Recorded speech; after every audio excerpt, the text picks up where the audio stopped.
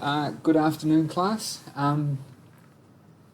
Week 5 of my section, one more week to go, and then it's the midterm break, which is always a good time. I enjoy. And I know you're all very busy with your studies right now and your essay questions, so hopefully these topics will supplement your thinking with some of the debate. And so today I want to we'll see how we go for time-wise, but I'd like to do 2 topics, but we'll see how we move through it quickly. And the topics are biological weapons and chemical weapons. And if nuclear weapons are a bad conclusion, biological weapons are an ambivalent conclusion, whereas chemical weapons are a happy point. So I'd like to try to, at some point, not make you leave class in tears, which is always sad, especially for mature people. So today, biological weapons. This is, if I'm honest, I'm more scared of biological weapons than nuclear weapons, and I think that's got a lot to do with watching too much pop culture TV and watching great series like The Walking Dead and other things which have kind of given us ideas of what it may be like.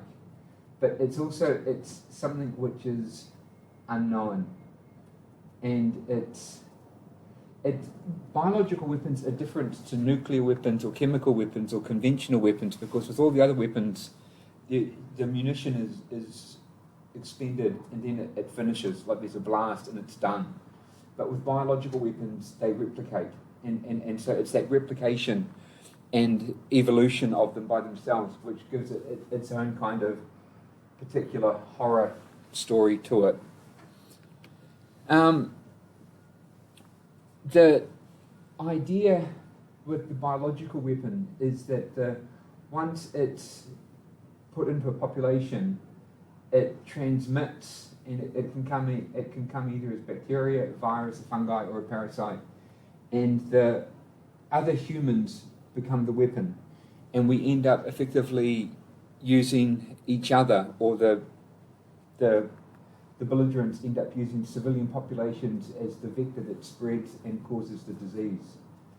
And that fear of infection is a long one, and I think it's one that we, as a species, we're all particularly scared of it, of being infected by others. And it's partly because as a species we are biologically weak. We're not a very strong species, and we've got a long history of plagues and infections causing great things coming and great damage to humanity. And we know most of them. Some of you will be familiar with things like the Black Death in the 14th century, the Plague of London when it was also in the same year as the fire, then the Spanish flu, maybe 50 million people, Ebola, only 11,000. But these are things that we experience as humanity, and if we're not biologically prepared for the infection, it can wreak havoc. And so many people always expect, many scientists will always say, there's going to be more. The one certainty we have is that there will be more disease. And so, but the thing with all of these diseases is that they were all natural. They evolved through nature, often through bad human planning or bad human practices, but they weren't intentional with the way that they were created. The worst one for our country was the Spanish flu just after the First World War, and this may have killed maybe nearly 9,000 Kiwis. It's pretty hard with the counting because a lot of people who got it, and it happened within a 1 month period, just died, and so the numbers are not robust, but they're fairly solid. And this being unprepared, and so this death rate was almost comparable to what we lost actually in the war, except this one came through the transmission from Europe. And the reason it was called the Spanish flu was because there was a lot of censorship at the time in the First World War, and the only country that actually reported that something very bad was going on with an infection was Spain. And so it was the Spanish premier who said that it was something that's broken out. But both sides, the the Allies and the Axis knew it was happening in the trenches, but didn't actually talk about it. And so the Spanish talked about it, and then by a minute it spread. And so it seems to have been about 1916, 17, 1918 it was prevalent, and then it came. And it didn't get to New Zealand until November, and it came on a troop ship, and there was a lot of repercussions over how the troop ship, a ship called the Niagara, was actually involved in it or not involved in it. Anyway, it caused a huge impact on our population. We also got used to diseases like AIDS that sort of emerged out of the 1980s. Maybe 32 million deaths. There's there's a considerable improvement over this disease. We had Ebola, which broke out in 2014, and the deaths of this, maybe 11 to 14,000 deaths before it was contained, largely in West Africa. It was a disaster. And then the one that we've already lived through ourselves, and it's bizarre to be talking to a class when we've all been involved in a pandemic. We've all experienced lockdown. We've all remember what it was like to be wearing masks and to be paranoid of people who were sneezing and not shaking hands with each other. And a whole generation was defined by what happened. Death toll, I was doing this just before I came to class. World Health Organization reckons 15 million people have died from COVID-19. When they say died, when we look at deaths, we don't look at it necessarily as people just fall over. It's in excess of the normal death rate that can be expected. And so the main ones who in this bracket, g'day, were between the ages of 55 and 65 in terms of their life expectancy being reduced considerably. But so all of these diseases are telling us that that before you even get to the weaponization of biological properties, that we as a species are vulnerable to infection, as we all know.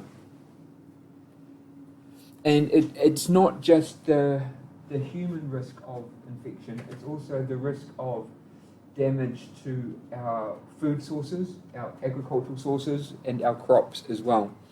And so when people think about biological disease as a weapon, we often think that the best thing the most common thing to do would be just like you would target each other so that you're sick and you'll die.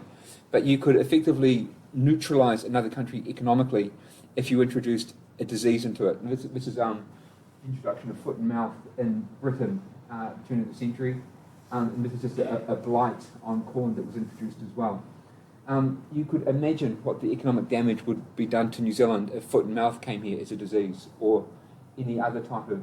We struggle the whole time trying to keep our industry pure, and there's a large degree of vulnerability. But this is just to tell you, it's not just the human threat, it's the non-human threat as well. The battle against disease is not primarily done in arms control, it's done in the World Health Organization. And the World Health Organization is the body that was created in 1948 when the UN was formed to look after human health. And its goal is to try to get the best possible level of health for the human population all over the planet. It has done spectacular things, the World Health Organization, and so it was responsible for the eradication of smallpox. And that was no small achievement. That was just a remarkable milestone for humanity to have done that. But as we saw when COVID-19 broke out, it became very politicized, and certain presidents who may or may not be president again became very involved in the debate about the politicization and how slow it was or not receptive to the necessity to share information and notify very quickly. And also there's that big debate about whether China was or was not involved in it, which I'll talk about soon. Anyway, the infectious disease primary body that deals with it is not arms control, it's the World Health Organization. And they're dealing with the vaccines and protection part. Now, if you're in the market to create fear, and you are limited in your budget, and you are an aspiring despot, then there is an attraction to biological weapons, because unlike nuclear weapons, which require a huge amount of infrastructure, or chemical weapons, which take a huge amount of space, and both take a lot of money, biological weapons can be done relatively small. The creation is often in remote locations, and you often only need a small drop to actually make the change. That would be like a DNA change that will create something completely terrifying to humanity. And so like when this is one of Saddam Hussein's mobile bio labs whereby his scientists were trying to create biological weapons. And the point is that the lab was on the back of a truck. And so it's not like if you wanted to make chemical weapons, you need like a half an acre of land. If you want to make nuclear weapons, then you need a lot of facility. But with a biological weapon, you can have a very small area. The actual material that you need is often petite, and it is cheap. It is very cheap to do if you're so inclined to go through this. So to many minds, this is the poor person's weapon of mass destruction, if you want to go down that road. And it's also the area is opening up very quickly.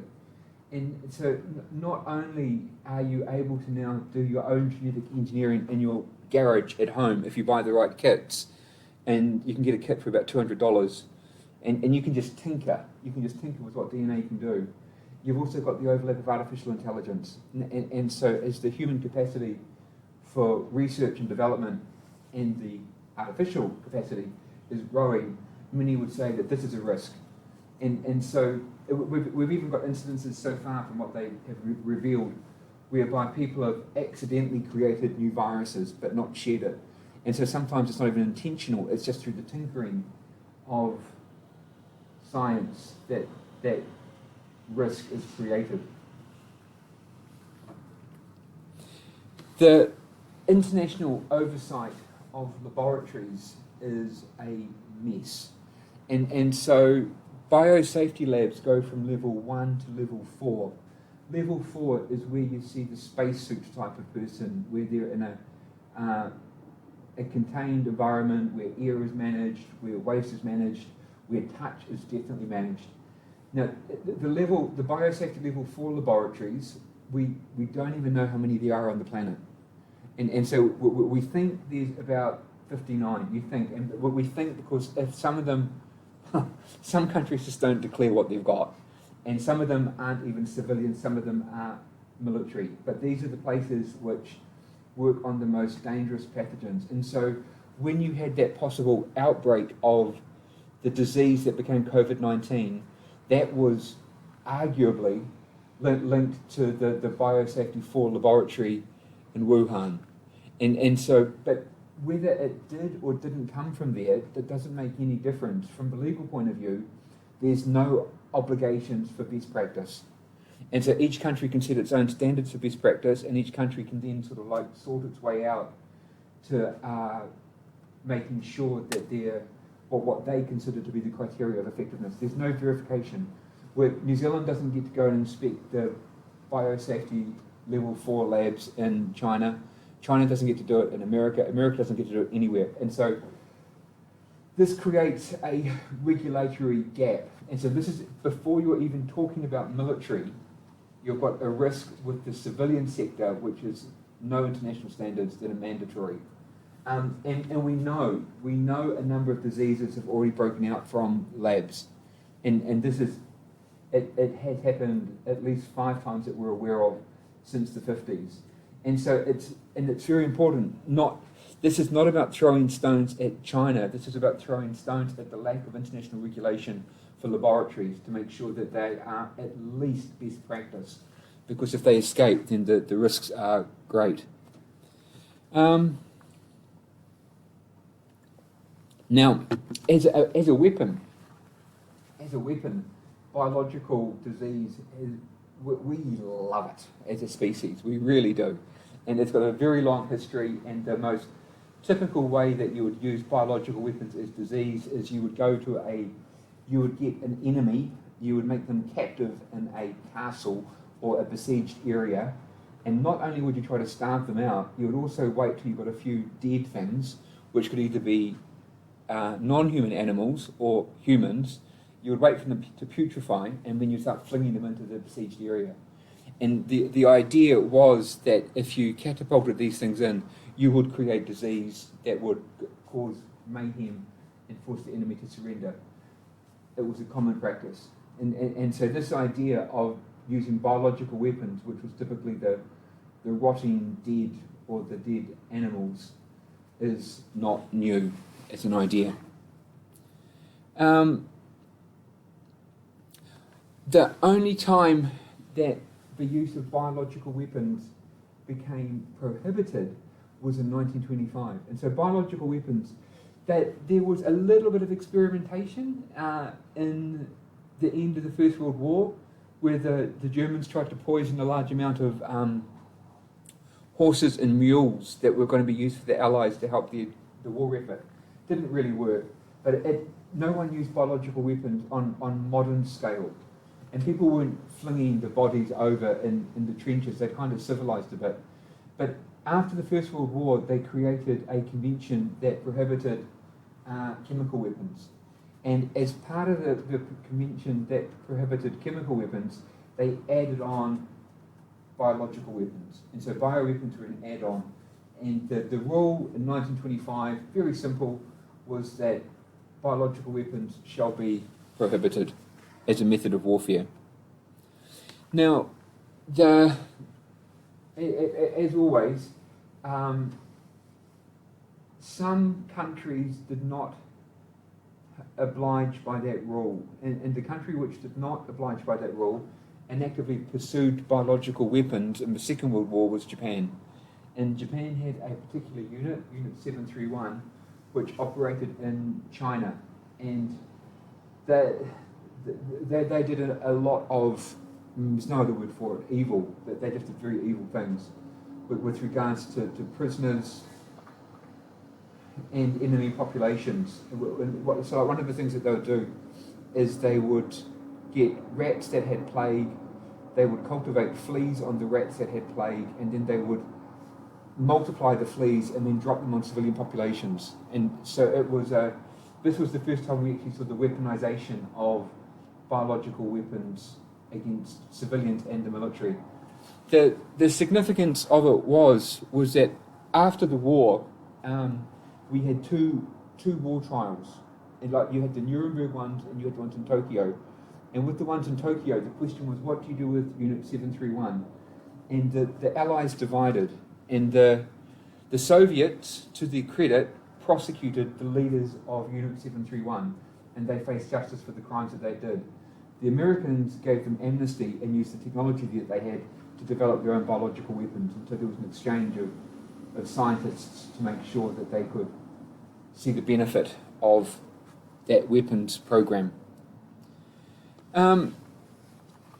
We know that we know that terrorists like the idea of biological weapons. Islamic State tried to get them but didn't have the technical know-how. We know that Markov here, this dissident who was killed, that they put a dot of rice in the umbrella, and they jabbed him when he was on London Bridge, walking across to the House of Parliament, and he died. We know also that there was this Buddhist group. A lot of words you put together, Buddhism and terrorism, but anyway, there was a Buddhist terrorist group in Japan in the mid-1990s, and they tried to weaponize Ebola, but they failed. But they sent off some of their people to Africa to try to bring back samples. And so we know terrorists are interested in biological weapons. The group that was most successful, though, was the Japanese one. There's a number of prominent voices out there, like Bill Gates. And Bill Gates has spent a lot of his life and his wealth trying to warn humanity about the risk of biological weapons and biological threat in particular. And so his particular argument is that everyone's very well aware of nuclear weapons, but we don't see the risk of biological weapons, and we're quite blasé about that. And the man who brings us the modern international law is Richard Nixon. And so Richard Nixon, as part of his reconciliation with both Soviet Russia and Soviet China, develops a number of initiatives around biological weapons and chemical weapons. And he's the one who decides to actually say an unregulated build-up of biological weapons is insane. And so he says we need international conventions around this area. And so Nixon sets forth the negotiation timetable, and the Soviets and the other major superpowers agree, and together we create this convention in 1972. And this convention in 1972 on the prohibition of the development, production, stockpiling of biological and toxin weapons is the law that we have today. And so this is the governing law. And you can see from the preamble of the convention, it's talking about prohibition, it's talking about humanity and the idea of repugnance. And so the language is quite lofty, but ethically well-founded with what they were trying to achieve at the time. And it was a remarkable treaty to have achieved. The essence of the treaty, which, as I say, is binding today, is found in Article 1. Never, in any circumstances, to develop, produce, stockpile, or otherwise acquire or retain biological weapons. And so each country that signed the convention promised never to develop, produce, stockpile. The key word here is for hostile purposes. And so each country was allowed to continue to do work on biological materials for defensive purposes. And so a number of countries still have bioweapons labs, but it's a chicken and egg type situation, because they say, well, we have to develop the technology to make sure that we can defend ourselves in case something comes across the border and we don't know what it is. But often to create the defence, you've got to create the offence. And so it's a bit of a ambiguous area. And so we get the first article. We then get the commitments, which are to destroy stockpiles, non-proliferate, legislate, consult. Article 6 is important because it says that if you're concerned that another country is breaching biosecurity, you've got to go to the Security Council. And so the Security Council is the police officer for the Bioweapons Convention. And so it wasn't about having its own body, it was about the Security Council being the ones that would determine what was happening. You will cooperate, and you will aim for a convention on chemical weapons as well. And so broadly, it was a good convention. The challenge, what we found, was that whenever there's been an outbreak of biological weapons, and there has been a few in recent history, such as like post-2001, post-September the 11th, there was an anthrax attack in the United States. And when they did the scientific analysis of where the anthrax came from, it was shown to have actually come from the Americans' own defense institutes. And so sometimes what's happened is that even though you're allowed to have scientific work for biological weapons for defensive purposes, the defensive institutes have ended up being the repositories for where the attacks have come from. And so it has created a problem. But the bigger problem is that a number of countries have simply not adhered to it. And so the countries that we think have got active, and this is a very old slide, but have or were actively involved in the production of biological weapons, definitely Russia, maybe China, safe bet North Korea. I'd put a penny on Iran as well. Libya was, but was subsequently changed. Israel maybe, Syria maybe, Iraq was, but no longer. Saddam Hussein was. And so the problem that was clear by the beginning of the 21st century was that even though we had the obligation to protect and not have biological weapons is there was no compliance. And so the problem was everyone had made the promise, but there was no compliance. And so a treaty without compliance was near worthless. So they decided that they would have a protocol to the convention. And the idea of the protocol was that they would be able to go in, have a compliance mechanism where one country could go in and check that another country was not violating the terms of the agreement. And for 10 years, from 1991 to 2001, they had this debate about what verification would look like. And the essence of it was that one country would be able to visit another country at short notice, walk into their laboratories and just make sure that they weren't cheating, that they were not making things that they said they should not be making. Despite the utopian period of the 1990s, it failed to come through because America in 2001 with George Bush walked away from the verification protocol. And America walked away from the verification protocol because they said a number of things. First off, it is not possible to detect all offensive weapons. Like if you really wanted to have an effective compliance regime, you would need to have unfettered access and regular access to laboratories all over someone's country. He said he was also worried that if you allowed foreign inspectors to come into American laboratories, you'd have a commercial risk where they could steal the secrets, and he was worried that the defence of his own country could be undermined if other countries could see what they were preparing in terms of their defensive structure. So the debate about verification fell over. And when it fell over, he said, well, if there's a concern about bioweapons, just use the convention and go back to the Security Council.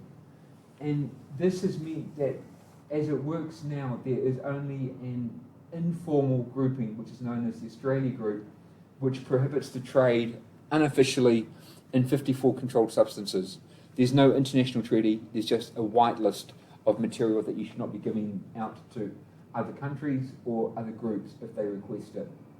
So nothing formal, a slightly informal mechanism is where we ended up. The relationship over biological weapons and the superpowers completely broke down following the first invasion in 2014 of the Ukraine by Russian forces. And this meant that when you had the 8th meeting of the party on biological weapons, everyone agreed that you needed some kind of verification, you needed better cooperation, you needed more sharing of scientific risks, but there was no agreement. And so as the relationship between Putin and Obama soured, the Biological Weapons Convention, which meets every few years, couldn't get an agreement of substance of which way to go forward for international safety. This became worse with the war in the Ukraine in 2022, when one of the pretexts that the Russians said that they had to invade for was that the Americans were creating bioweapons laboratories in the Ukraine. And the Russians were so certain about this that they took the matter to the Security Council and said, we demand an urgent meeting. But because the way the Security Council works, that they couldn't get the urgent meeting, and then the UN disarmament chief said it's not true, that there was no evidence that the Ukrainians were actually creating biological weapons in this part of the world, which of course would have been illegal had they been doing it. We had the last meeting of the Bioweapons Convention at the very end of 2022.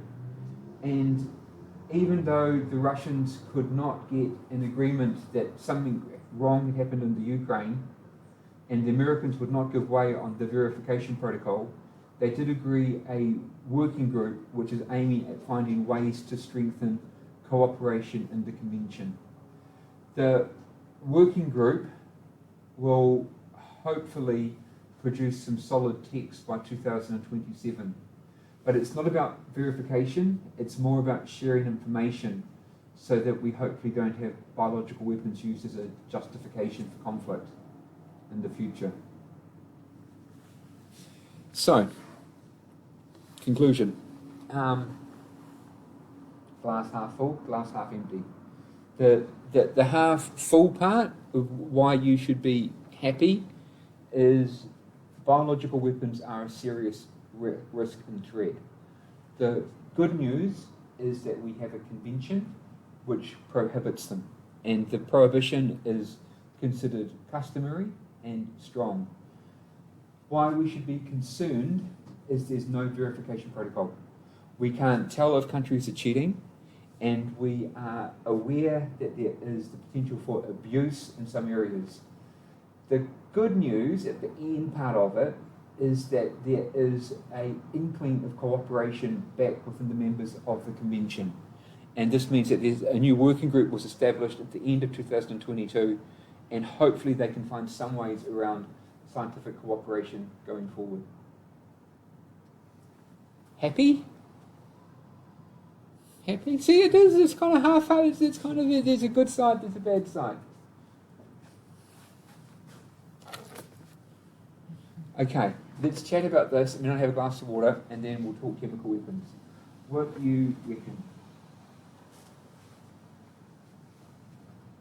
For those of you who are focused on your nuclear assignment right now, the things you need to be linking into your ideas is that this regime exists. That this regime exists, it's having regular meetings of the parties, there's been disagreement, but it's holding together. No country has walked away from it. No country has suspended their obligations. So it's not like with the START Convention or the ABM Convention. This still holds, and the prohibition is still strong.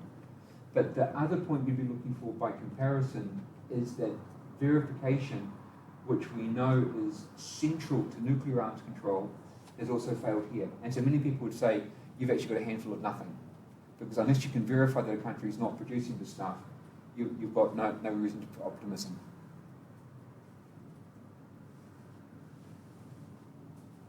We're very quiet today.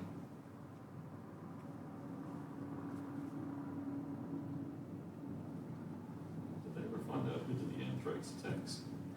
They only know it came from the American military. Like there was a genetic signature on it, and they know it came from American stock. But I don't think I think they may have caught someone.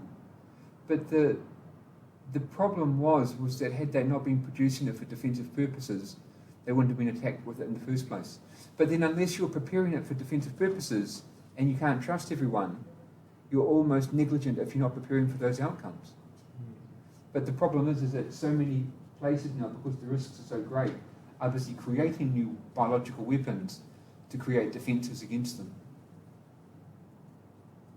But as I said though, the weird thing is we're talking about it in class, having all gone through a pandemic ourselves, and just the fear that it created. I can still remember talking to my class in first year as we had to break up and we all went into lockdown. It was the strangest time. Were you in that class? Yeah, and everyone was kind of just stunned with what we were going to do next, and no one knew. It was that last lecture we did a game. I was trying to cheer you up. Yeah, we did a game. It was like freaking, what's this? It was like the Rosetta Stone. Yeah. So just finished talking about all this stuff. Yeah, So, no, I remember trying to keep the class buoyant. No, because then there was a really big break after that. But that, COVID-19 was bad, and that death toll is huge globally. But compared to what it could have been, had it been the Spanish flu, so Spanish flu is closer to 80 to 100 million, whereas COVID is like 15 million. We were, in many ways, lucky. we found the Spanish flu was like a response to vaccines, because it affected a specific demographic of people, like an age gap, and they were I'm pretty sure they were that had been vaccinated earlier, like as children, and so it reacted really badly with them, which is why it went really rampant at the start. I haven't heard that. I haven't heard that. Complete fabrication. One thing with the Spanish flu I do know is that it disproportionately impacted on Māori. And Māori people suffered by far more than non-Māori, especially in rural settings. Okay, I'm going to have a few minutes and then we'll do chemical weapons. Cool? So stretch your legs while I answer some messages. Just quickly, for a country to drop a biological weapon on another country, Yeah. would it be fair to assume that that country that's dropping it probably has a vaccine for it? Otherwise, Otherwise, it's a pretty dangerous thing to do. Yeah. That's the thinking. The only country we know that was actively trying to create a biological weapon that they had a defence for was South Africa, and before the end of apartheid. And it appears that some of their scientists were trying to create a disease which impacted upon certain ethnicities and not others, of which they had a defence, but that they never actually weaponised it. But yeah, if you had a defence, then you would have a huge advantage.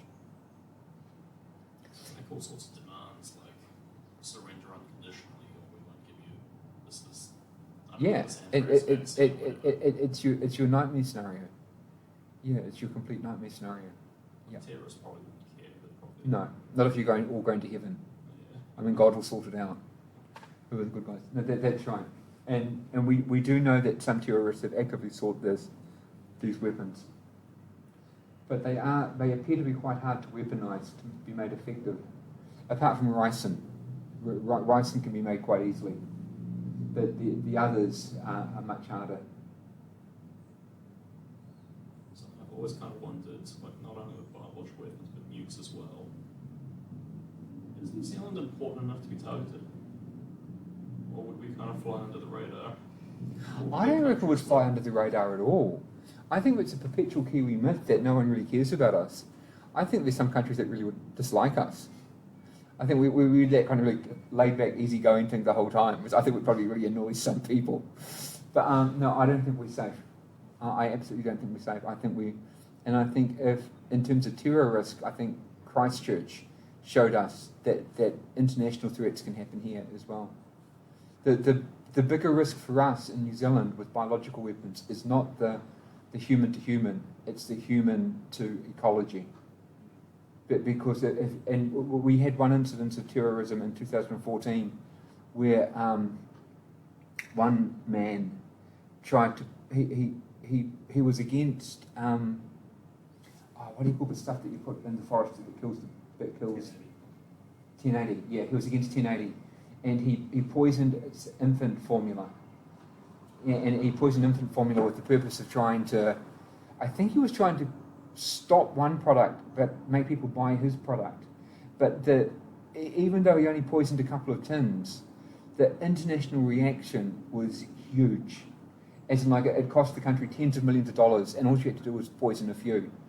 And that strategy was one that the Palestinians had learned in the 1970s. And what they did was, when they decided to destroy some of the Israeli economic produce, which was oranges, they got into a shipment and they put mercury into a couple of oranges. And that's all they had to do. And you poisoned a couple of oranges, you let the people know that there's going to be mercury in it, like, and make sure the media was there, and you destroy an industry with tens of millions of dollars overnight. And so that kind of vulnerability. And the one time that we did get vulnerable like this was when COVID-19 happened, and there was an assertion made by China that COVID-19 had come through a product from New Zealand. And the whole market wobbled where it went. And so our vulnerability is not person to person, our vulnerability is economic, if you wanted to do damage. And yeah, I'll stop. I was just going to comment, there's a lot of infrastructure in agriculture about tracking all of the cows. Yeah. I used to recognise him as a government organisation, NAIC, which is literally tasked with tracking and numbering every animal. So we've got complete traceability now of all livestock, and that means that if you get an outbreak of foot and mouth, you can Exactly where it's been. where it's been, who's transported it, who's sold it, which is really good. which keeps. I mean, it's a drama for farmers, but it does give you a lot of confidence in the system that what you've got is a pure product. I remember that scale of the baby formula when I was in school. Yeah. I think China was like, Fonterra was freaking out because China was literally like, we're not going to buy this. You just need one. You know, and so the vulnerability is just one orange with mercury, or one tin of baby formula, and one person killed. And I feel like there was another contamination that year too. It just made things worse. Like one of the factories hadn't sanitized all the pipelines properly. with the botulism, I think it was the botulism. yeah, And it was another like it was two very close together. And Yeah. like, you don't need a lot. yeah. And in a world of international markets, you can divest very quickly and go one to the other. You guys need a break. Are you okay? I'm okay. Are you gonna? I feel bad if you just sit here and do you want to do some star jumps or some press ups or something? I've got a 106 tutorial, so I don't care. Yeah. Okay. You got a skill. Okay. Shall I just do the chemical one? Do you want the chemical weapons? Are you okay? One comment I was going to make is that at least the nuclear weapons, mutually assured destruction, is kind of a comfort compared to the unknown that is biological weapons. Yeah. Yeah. A very cold comfort. Yeah, and that point I made at the beginning about sort of there's something in pop culture which has made us, I think as a species we're naturally scared of people with disease. I think that's just part of who we are. But I think pop culture has made it worse with so much thinking about what it could be like.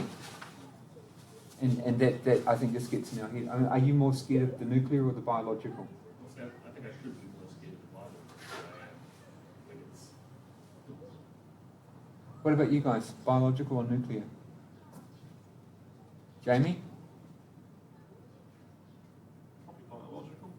Yeah, I'd go biological. nuclear is a bit more. Thank you.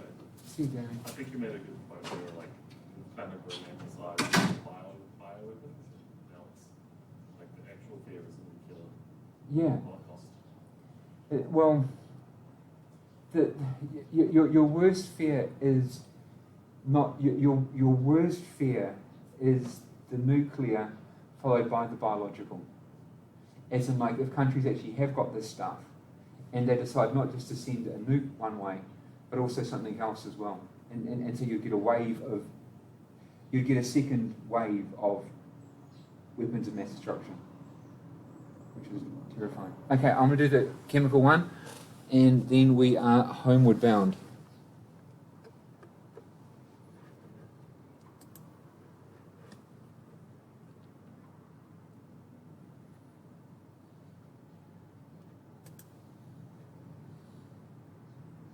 Actually, I am going to take 5 minutes because I've got to go get you something. I've got something in my room I need to show you.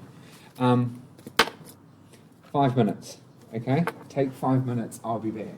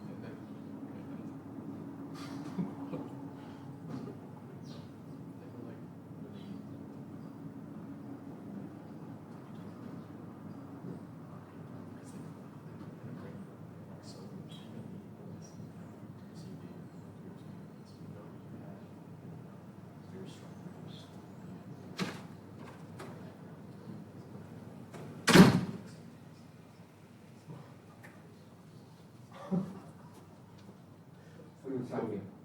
Oh, no, You can play with it? I'll play with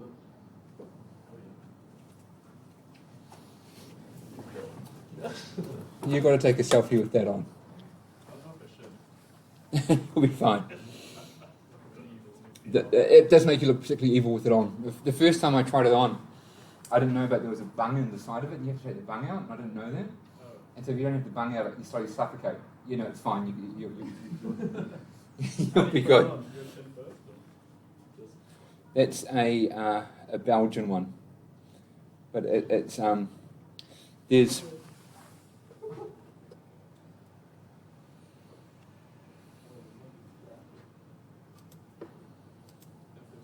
there's something about chemical weapons and gas masks which is particularly inhumane in the way that we use them and see them. And so chemical weapons are different to biological in the sense that although they are, they don't repeat, they do have the capacity to cause huge amounts of damage.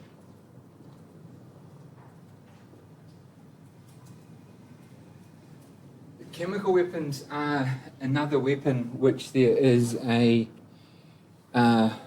great variety out there. There's over nearly 3,500 varieties of chemical weapons, and chemical weapons as a weapons agent is something which has evolved over time.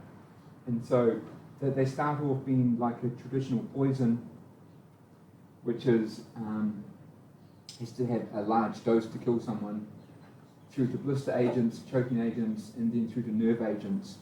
And your most contemporary chemical weapons, you would just need a few small drops on the skin to actually kill someone.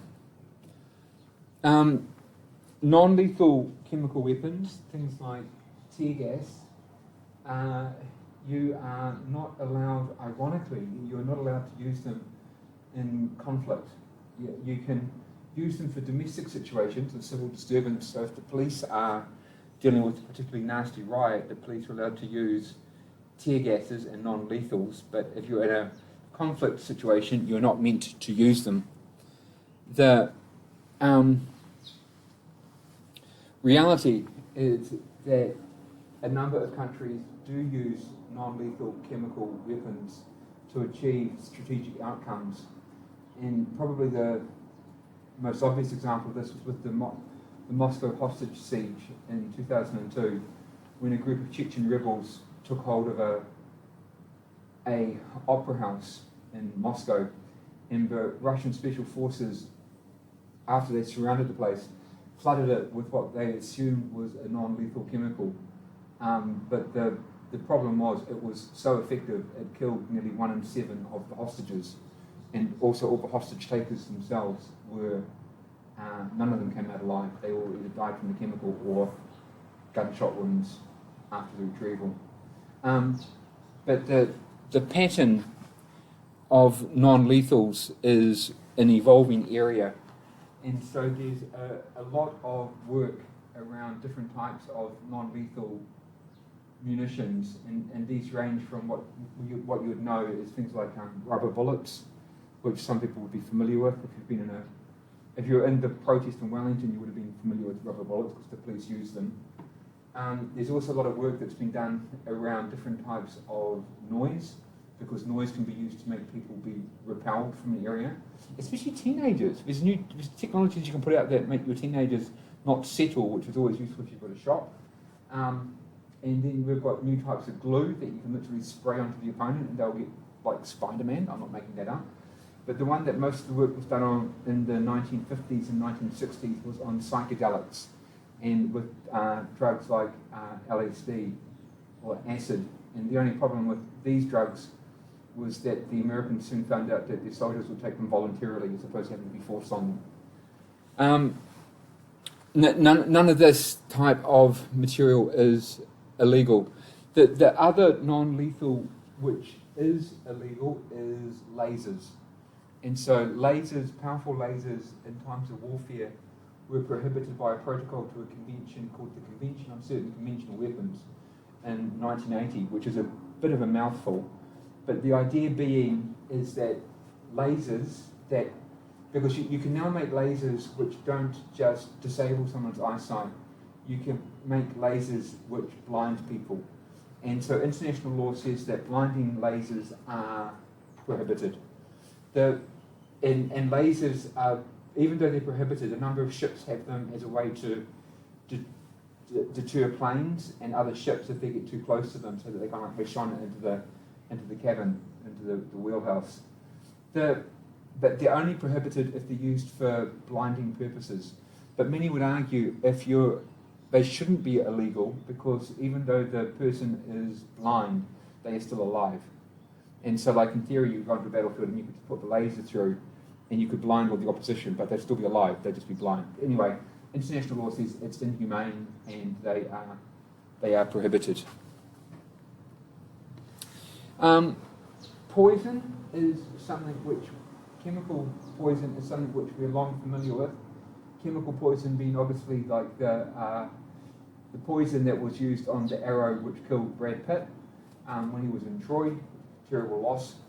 And it's also something which is seen as somewhat of an underhand use of warfare. To poison an enemy was always considered to be unchivalrous. It's never something to be proud of. Having said that, the Greeks did develop certain early chemical weapons with poison, and what they did is they had these clay pots, and they'd put scorpions in the clay pots, like a bunch of scorpions. And then when you were fighting enemy naval vessels, you would fling the clay pot at the enemy naval vessel. The pot would break everywhere. You can imagine the mayhem with the rowers as they were trying to get rid of the scorpions on their feet. International law begins earlier. And in 1899, we have a declaration on the use of projectiles. The key word here is projectiles of poisonous gas. And so as we went into the First World War, most countries had agreed that there would be no use of projectiles of poisonous gas. The problem was that the gases at this stage are pretty rudimentary, like by today's standards. And so like you've got your tear gases, your chlorine, your phosgene, your mustard. And these don't really kill instantly. These tend to give a very slow, lingering death. And often many of the people who died from chemical weapons in the First World War died years after the impact of what was actually happening. But so the chemistry is only just developing at the turn of the 20th century. And the problem was some bastard lawyer in Germany worked out that the prohibition in 1899 only applied to projectiles. And so what they decided to do to break the stagnant lines on the front was that they brought poisonous gas in canisters, 44-gallon canisters, and you can see them here, that they didn't shoot projectiles, they waited for the wind to turn and they opened up the canisters, and then the poison would go across to the French and to the British and the opposite side. Anyway, legally correct, yes, it wasn't a projectile. Ethically, a disaster, because as soon as that happened, you found other countries starting to respond in kind. Because initially there was no defence against these first generation of chemical weapons. As a guesstimate, at least 1 million men suffered because of the first use of chemical weapons in industrialised warfare. Maybe 100,000 dead, maybe. Both sides. All sides used it. It became common to exchange. The problem wasn't just the use of the weapons, it was also the lack of defence. And here you can see some young men trying to defend themselves with handkerchiefs that that had urine on them. But it didn't work. It didn't work. There's just no way to actually make effective defences. You had rudimentary gas masks by 1917, but they were still very ineffective because people didn't even know about how the chemicals sit on your skin. They don't need to go through your lungs. They can get through your skin to actually. It was a disaster. It was a horrid disaster. The good news, we came together, 1925. You'll recognise that picture from the one I used in the last class, and we agreed a convention on the prohibition of chemical weapons. And so this convention in 1925 was driven by the inhumane use of weapons in the First World War. And this was largely a success. And the challenge that you've got going on at the back of it is that as you've got politics going on, science evolves continually, and science is always one step faster than politics and law. And so these are the chemicals that are most commonly used in persistent organic pollutants, the kind of the early generation garden sprays that you used to get. But the point is that they're getting more sophisticated. The amount of chemical you need on your skin continues to drop. The death rate is speeding up. But the amazing thing is that in World War II, is that chemical weapons weren't used. And so all sides had chemical weapons. Mussolini in Italy did use chemical weapons in Abyssinia, in North Africa, and Tojo used chemical weapons in China, and the Germans used chemical weapons most obviously in the Holocaust in the concentration camps with a chemical called Zyklon B. But the big belligerents, the Brits, the Americans, the Germans, the Japanese didn't use them against each other. And there's a lot of scholarship saying like, well, why didn't Hitler use chemical weapons when we know he had them? Because the big fear was at that point that you'd get the Blitz and it wouldn't just be conventional bombings, but also be chemical weapons as well. And the answer seems to be that Hitler himself had been a victim of a chemical attack in the First World War, and he was blind for I think 4 days, and he seemed to have had a personal antipathy towards chemical weapons. But anyway, even though they had them, and even though they used them on their own prisoners, they didn't use them in war, which was lucky. But the chemical munitions trains followed the Allies around as they advanced, but they weren't unleashed, which was quite remarkable. But the chemistry continues to evolve, and we're now up to the V series of chemicals. These are the contemporary ones that you would see countries most being concerned about, the V nerve gases. These ones, to kill you, about 10 milligrams. And so it's just a small dot on the skin. And the VX, the VE, the VG, and the VM, these are ones which we've seen used in contemporary conflicts as well. Here's an Honest John, which is a missile developed in the late 1960s. And the idea was that you would do your nuclear strike, and then you would do your chemical strike. And that these were chemical munitions, the sarin, which is a second generation gas, that was designed to be dispersed over a civilian population.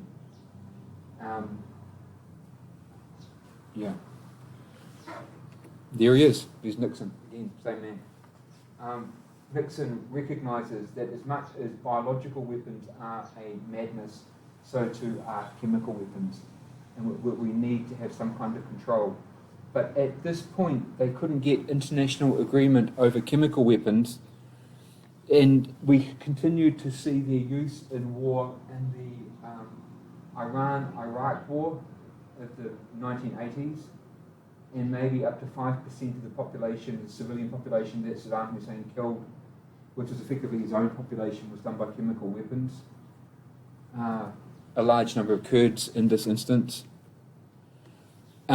We did see a terror attack with chemical weapons. It's the same group I was talking to you about before with biological.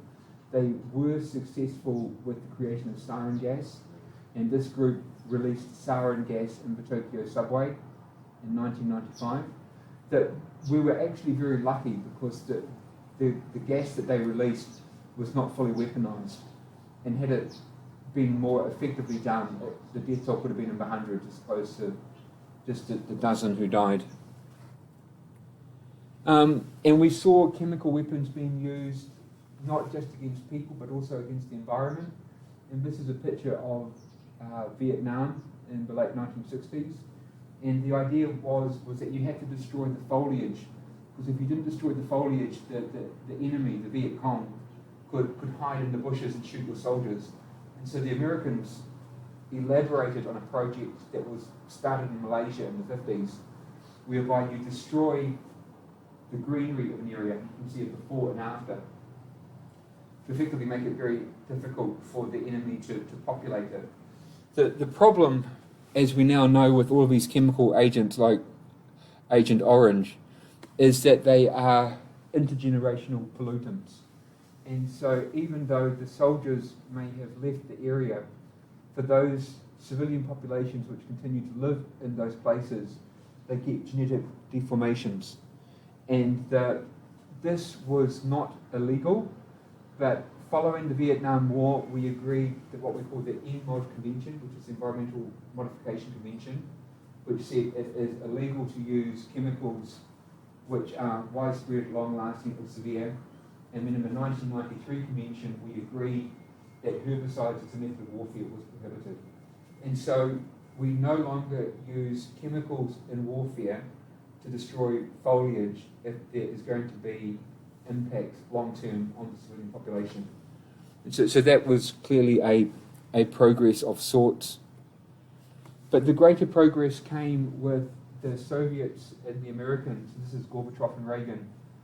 As the Cold War came to an end, one of the principles they said was that we will also prohibit chemical weapons. And so as much as we will deal with nuclear weapons as part of the basket, we will also deal with chemical weapons.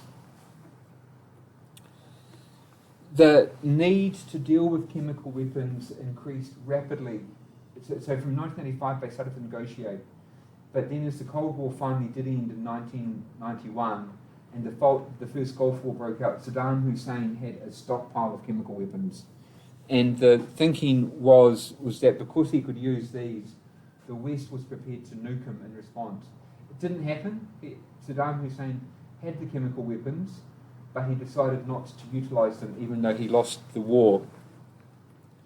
But a number of soldiers, Western soldiers, were impacted by something which we know as the Gulf War syndrome. And what it appears to have happened is that these soldiers were, so we found where Hussein's chemical weapons were, we collected them, they were burnt to be disposed of, and in the process of burning them, they released the chemicals, and the chemicals appear, in some instances, to have blown over the Allied soldiers. And so a number of soldiers had detrimental impacts.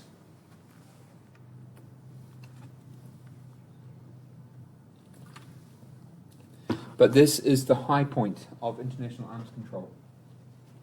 It's the 1993 Chemical Weapons Convention. And so in 1993, the international community came together and we agreed a convention to prohibit chemical weapons. And this created three schedules. We divided chemicals into those that were most likely to be used as chemical weapons, possible, and then least likely. This is schedules 1, 2, and 3. And each schedule sets an amount of chemicals that a country may possess for their own development. But you cannot go beyond holding a certain percentage of that chemical. And in addition, you are able to be inspected at any time. And so the key that makes this convention work is not only the prohibition, it's the inspection and verification.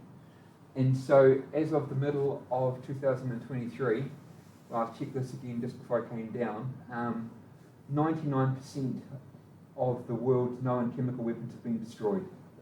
And so this has been an unmitigated success in both Britain, America, France, China, and Russia. And so all countries have been very good at saying, yep, this was a chemical weapons producing plant. You can now come and make sure that it's been closed down and dealt with appropriately. There's also an obligation upon all countries which use chemical weapons historically, which is code for saying China and Japan, because Japan used chemical weapons in China, that they were responsible for the munitions. Japan went into China, brought back the chemical weapons, and has safely destroyed, I think, about 2/3 of the estimated stockpile that was left there. And so dealing with remnants has been a progress. But the genius of the Chemical Weapons Convention is this idea of inspections. And so the inspection to ensure compliance is not only on a regular circuit of inspections, there's also 24-hour inspections. And that means that if New Zealand thinks that Australia is producing chemical weapons, we ring up the Secretariat gets on the phone to all the other members. If 3/4 agree that they think Australia's been naughty, we can send in an inspector into Australia within 24 hours. And so this kind of intrusive investigation, although it's very rarely used, means that countries have to stay honest. And so it works because you've got a compliance regime which is solid. Having said all that, so that's the good news. The bad news is that some countries continue to use chemical weapons. They were clearly used in the Syrian war, the Syrian civil war, which started in 2009, and there's a dash there because in many ways it's still going today. The death toll of chemical weapons, maybe 1,000 people, predominantly civilians. The chemical signature of the weapons that were used tends to match those that were possessed by the Syrian army before the conflict. The response to the use of chemical weapons was overwhelming, and the United Nations Security Council came together. The Russians, the Americans agreed that no one could use chemical weapons in the conflict. And so, remarkably, as the conflict was going on, the International Inspectorate came into the war zones and removed the known stockpiles of chemical weapons that the Syrian military had. And so it was a rare example of international cooperation to remove this one particular weapon. But your last example where we need to be cautious is that we've seen 2 state-based terror acts where dissidents have been killed or people in opposition to leadership. We saw it once with the brother, I think it's the half-brother of Kim Jong-un, was killed in Malaysia, and we saw the attack on the Skripals, which resulted in the collateral damage of these 2 people here in Britain. The significance of both of them is that the chemicals that were used to assassinate the people are of stocks which in theory should be prohibited. And so the message wasn't just about saying we can kill these people when we feel we must. It was also showing the international community that the VX chemical, the 3rd generation, which should have been prohibited, was clearly still in production somewhere in both Russia and in North Korea. So, conclusion. This is good. This, I know it still feels a bit bleak at the end of the class, but compared to where you were, you've got a steady progression of rules, you've got a strong international convention, you've got verification, and you've got examples where the Security Council said, let's go in and solve that problem. So this is a happy one, believe it or not, in a very dull, very dark class. This is something to actually be quite happy about. Okay. Ooh, let me get my master card.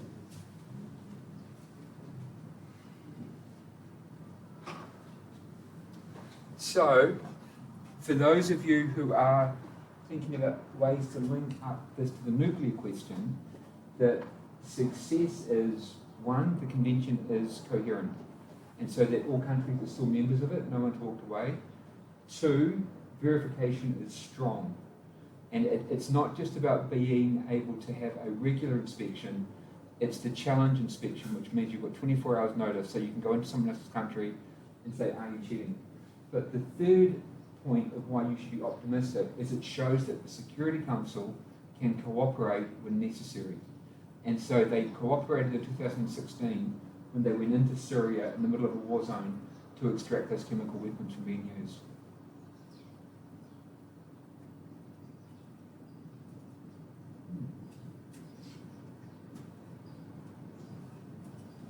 I think I've talked you all into silence. It's just interesting that we know how to do it. Yeah. We know, like strict, there's 24 hours, we can go in and Yeah. and tattletale, lock it down, 97% destroyed, right, from what we know. Yeah. And yet we're not doing it by weapons. No. And, something that's potentially more dangerous, from what I understand, in terms Yeah. of, the spread that it can have. And I guess that might be why we're not doing bioweapons, because they're more precious, I guess, or Well, contentious, but we know how to do these things. we know how to do it. We know how to do don't it. want to. And sometimes you don't need to have people coming across on inspections on a regular basis. It's the fear of inspections and building a mechanism around it so that people feel that there's continual oversight, that countries will behave. But you're right, we can do it. But the difference between the chemical one is like when I was showing you in the background, you can see the scale of the plants is huge. Like to be making chlorine gas or to be making VX gas, you need a lot of kit. Whereas, we know where they are. You can find out where they are just on Google Maps. But to do a biological weapons one, if you were going to be serious about it, you would have to have the capacity to investigate the labs here at the university. And so the scale of intrusion is much greater. But even though the scale of intrusion is much greater, you could argue that the risk justifies that scale. That you could, because like the risk of biological weapons going bad would mean that you should be able to do that. But you would need to be more intrusive. George Bush was right about that. You would. But you could do the same with nuclear. You could, like the thing with the nuclear debate is it's not just Russia and America, it's China. But if you look at bioweapons and chemical weapons, China is a member of those conventions. And so it's about making sure that you've got a global convention that all countries sign. The prohibition's easy. The convention's easy. The hard part is verification and then making sure the Security Council actually applies it. It can be done. Do you think it happened in Syria just because it was convenient for the sides to be able to play along? Like, I know that there were, some sides... You are a natural skeptic, aren't you? Yeah. Yes, it was... well, the thing... It was necessary for Assad to give up the chemical weapons because if he didn't, it would have given a pretext for Western intervention into the country. Because that was the red line that Obama talked about.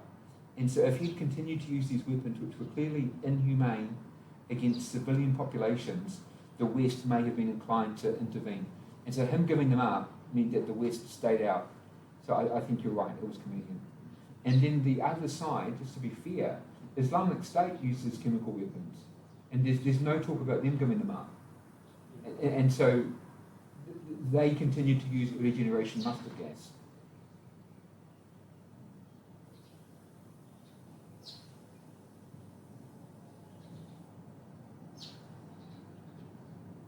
It kind of seems like, we put up all those restrictions on biological and chemical weapons, so that's kind of justifying for us to play with the nuclear ones. Because otherwise I just really don't see how you can argue that using chemical weapons is inhumane when people go blind. And then there's enough nuclear weapons to blast up the whole world. The thing with chemical weapons and the inhumane argument is a real conundrum. But because many people would argue, not many, some would argue, that even though if I use chemical weapons against you or your family, you survive. That they can be done, that you just happen to be blind, you know, or you happen to lose half your lung or something like that, but you survive. And so that yeah, but you're alive, you're just blind. But isn't it with, I'm really bad with physics, but like when you drop an atomic like bomb, that's Yeah. also like the atomic stuff like going Yeah. out, and it can also cause illness and sickness and stuff over Yeah. years But, later. but the difference between the chemical weapon and the nuclear weapon is that both are inhumane, but the nuclear weapon is primarily indiscriminate. And so the chemical weapon, like if you're firing it in, think of World War One, you're just firing it at other soldiers, it just shoots other soldiers. It's not that indiscriminate. It's horrible and it's inhumane, but it's not indiscriminate. But the nuclear weapon is indiscriminate, and it's often disproportionate as well. So each one changes. So the nuclear weapon is disproportionate, indiscriminate, and inhumane, whereas the chemical weapon is often just inhumane. I'm not justifying it. I'm just saying that there's different ways of looking at it. And some people would say, like with the use of lasers on the battlefield, is that if your soldiers could come home alive, but they just couldn't fight, maybe it's the right thing to do. But others would say, no, you can't be allowed to just blind an entire part of the battlefield. What would you do? What advice would you give to the New Zealand military? Well, what I was just thinking was it seems like the inhumanity, I think, is having to live with the consequences of using it. But on the other hand, I was also like, well, you know, if they come home, it effectively ends fatal conflicts, then Yeah. isn't that a good thing? Well, that's the argument. That's the argument. In some ways, it can be inhumane, but it cannot be death. And that it's probably, and you can argue this both ways. But whether you're on a whole battlefield, it's very hard. But it doesn't matter. Whether you argue it one way or the other, it doesn't matter. Legally, you can't do it. Legally, you cannot use blinding lasers. That is the answer. The problem is that a number of militaries are developing these lasers right now because they're not quite yet like Star Wars, but they are very effective at, like, if a plane's coming towards you and you shine the laser into the cockpit, at complete disorientation of an area. But you're not using that for blinding you're not using that to blind a plane, you're using it to disorientate it. So as always, bastard lawyers keep finding these technicalities of how you can use it as a weapon. Just like the example of the projectile. I mean, to me, that's one of the most legally despicable things you could ever do, because you had a clear prohibition you couldn't use poisonous gas in war. But because they said by projectile, the lawyer thought, well, you know, why don't we just open it? And legally correct, ethically just horrendous. Because once you get one breach on a battlefield, all the breaches follow very quickly. Alrighty folks, enough for today. Thank you for listening to me rave for 2 hours. It was a lot of talking.